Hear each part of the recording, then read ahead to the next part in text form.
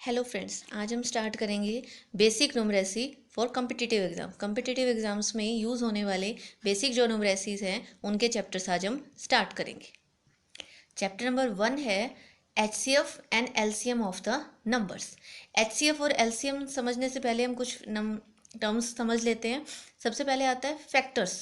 Factors क्या होते हैं? आप कोई भी डिवीज़न के अंदर a number F divides am completely, यानी कोई नंबर किसी दूसरे नंबर को अगर कम्प्लीटली डिवाइड कर रहा है, that is called F is the factor of M. जैसे फॉर एग्जांपल कि 5 डिवाइड कर रहा है 35 को कम्प्लीटली, दैट इज कि 5 35 का क्या है? एक फैक्टर है। ठीक है। Any natural number is either prime और नॉन प्राइम, कि कोई भी नेचुरल नंबर है जो 1 से स्टार्ट होते हैं वो आइदर प्राइम होते हैं या नॉन प्राइम होते हैं, या नॉन प्राइम को हम कंपोजिट भी बोलते हैं। प्राइम नंबर्स क्या होते हैं? It has only 2 distinct divisors, कि प्राइम नंबर वो होते हैं जिनके सिर्फ 2 ही डिवीज़र होते हैं, या तो वो 1 से डिवाइड होते हैं या वो खुद से डिवाइड होते हैं। और सबसे पहला जो आपके पास प्राइम नंबर होता है वो होता है 2। 2, 3, 5 ये वो नंबर्स हैं जो 1 और अपने आप से डिवाइड होते हैं। नेक्स्ट आता है principle of prime factorisation. Principle of prime factorisation क्या कहता है? कि ईच नॉन प्राइम नंबर, कि कोई भी नॉन प्राइम नंबर है divisible by any number of prime number, कि कोई भी नॉन प्राइम नंबर डिविजिबल हो सकता है कितने ही प्राइम नंबर से। ठीक है, फॉर एग्जांपल देख लेते हैं। जैसे आपके पास ये एक नंबर है जो कि नॉन प्राइम है, तो इसको हम प्राइम फैक्टर्स के अंदर डिवाइड करेंगे। आप इसको डिवाइड करोगे जैसे 2, 3 या 5 की टर्म्स में। डिवाइड करने के बाद आपने देखा कि ये प्राइम फैक्टर्स के अंदर डिवाइड हो गया, यानी कितने ही प्राइम फैक्टर से ये नॉन प्राइम नंबर डिवाइड हो सकता है। नेक्स्ट हम देखते हैं HCF क्या होता है। HCF की फुल फॉर्म होती है हाईएस्ट कॉमन फैक्टर। HCF और 2 और more number is greatest number that divides all the given number, कि वो सबसे बड़ा नंबर होता है जो सारे के सारे नंबर्स को डिवाइड करता है। इसको एग्जांपल से समझ लेते हैं। जैसे आपको इनका HCF निकालना है, फर्स्ट इनको डिवाइड करो प्राइम फैक्टर्स के अंदर। तो आपने ये 72 को डिवाइड किया, 2 से 36 आएगा, 18, 9, फिर 3 से डिवाइड किया, आपने ये सबको डिवाइड कर दिया। सिमिलरली आपने 60 को और सिमिलरली आपने 96 को डिवाइड किया। फिर आप इनके सबको यहाँ फैक्टर्स लिख लो इनके। उसके बाद आप इसके अंदर सबसे पहले फैक्टर्स क्या होंगे? जो उसको कम्प्लीटली डिवाइड कर रहा है, तो वो फैक्टर्स हो गए। और उसके बाद हमें क्या देखना है? कॉमन। तो दोनों के अंदर, सब तीनों के अंदर जो कॉमन वैल्यूज हैं वो हमने देख ली। यहाँ पे 2, 2, 3, यहाँ पे भी 2, 2, 3 और दिस वन 2, 2, 3। तो product of maximum common factors that is called HCF। इनकी जो प्रोडक्ट आएगी 2, 2, 3, 12। यानी सबसे पहले आपने क्या करना है? इनको डिवाइड करके इनके फैक्टर्स निकाल लो। फैक्टर्स निकालने के बाद तीनों के अंदर जो कॉमन फैक्टर्स हैं उनके आप मल्टीप्लाई कर दो, तो आपके पास क्या आ जाएगा? HCF आ जाएगा।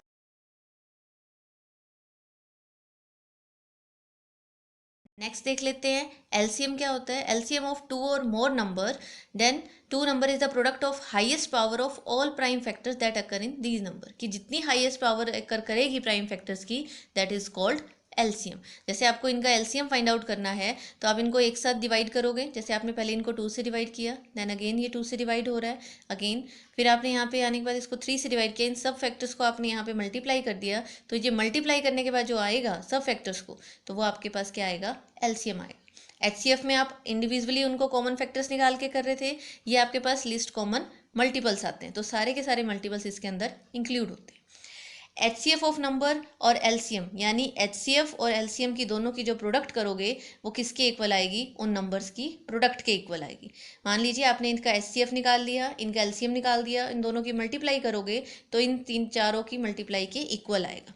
दैट इज़ अगर आपके पास A और B दो नंबर्स हैं, तो इनका HCF और LCM किसके इक्वल आएगा? A इंटू B के। अब कुछ क्वेश्चंस डिस्कस कर लेते हैं जो HCF और LCM के ऊपर बेस्ड कम्पिटिटिव एग्जाम्स में आए हुए हैं। जैसे कि आपके पास फर्स्ट है, find the maximum number of students among whom 63 pens and 140 exercise books can be distributed in such a way that each student gets the same number of pens and same number of exercise books। कह रहे हैं कि maximum कितना, maximum number of students को हम ये 63 pen और 140 exercise books distribute कर सकते हैं, जिससे कि क्या हो कि सब उन स्टूडेंट्स को सेम नंबर ऑफ पेन मिले और same number of exercise book मिले।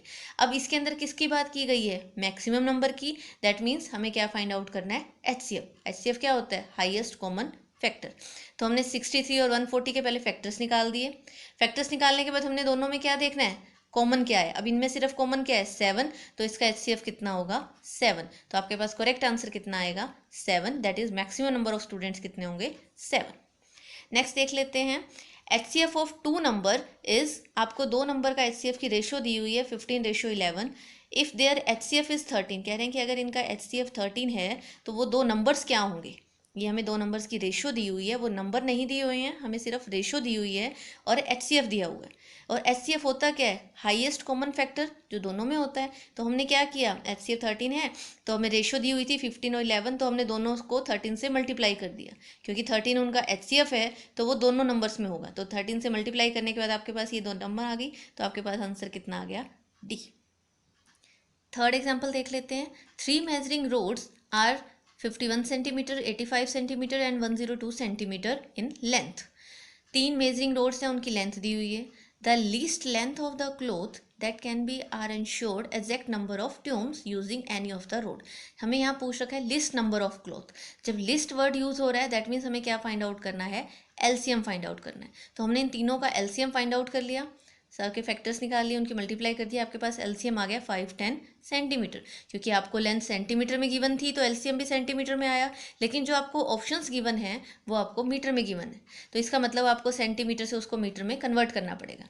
जैसे कि हम जानते हैं कि 1 मीटर किसके इक्वल होता है, 100 सेंटीमीटर के, तो आप इसको 100 से डिवाइड कर दो तो दैट इज़ क्या आ गया, 5.1 मीटर। तो कन्वर्ट हो गया मीटर में, तो आपके पास ऑप्शन बी इज़ करेक्ट।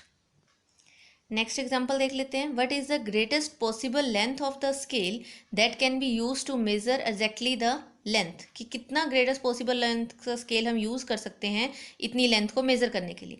आपको दिया हुआ है 3 मीटर, दूसरी लेंथ दी हुई है 5 मीटर 10 सेंटीमीटर, थर्ड दी हुई है 12 मीटर 90 सेंटीमीटर। यानी आपको मीटर और सेंटीमीटर में मिक्स दिया हुआ है, लेकिन आंसर्स आपके किस में हैं, सेंटीमीटर में। तो हम क्या करेंगे, जो ये तीनों लेंथ्स हैं उनको फर्स्टली कन्वर्ट कर लेंगे सेंटीमीटर में। अब हमें ग्रेटेस्ट पॉसिबल, सबसे ग्रेटेस्ट बोल रखी है, तो हमें क्या फाइंड आउट करना है, HCF फाइंड आउट करना है। तो HCF से पहले हम इसको सेंटीमीटर में कन्वर्ट करेंगे। जैसे आपको दिया हुआ है 3 मीटर, तो आपको बताइए 1 मीटर किसके इक्वल था, 100 सेंटीमीटर, तो 3 इंटू में 100 मल्टीप्लाई कर दोगे। अगर आपको मीटर से सेंटीमीटर में कन्वर्ट करना है तो आप मल्टीप्लाई करोगे 100 से, और अगर सेंटीमीटर से मीटर में कन्वर्ट करना है तो डिवाइड करोगे। तो अब यहाँ 5 मीटर 10 सेंटीमीटर, तो 5 मीटर को कन्वर्ट किया प्लस 10 ऐड कर दिया तो 510 सेंटीमीटर। इसी तरह 12 मीटर था तो 12 को 100 से मल्टीप्लाई किया प्लस 90 तो 1290 सेंटीमीटर। अब क्या करेंगे, कन्वर्ट करने के बाद इनका HCF निकाल लेंगे, 300 510 और 1210 का।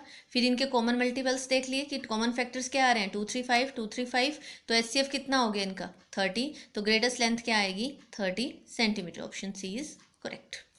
लास्ट एग्जाम्पल देख लेते हैं, find the least number of soldiers in a regiment such that they stand in a row of 18, 15 and 25 and form a perfect square।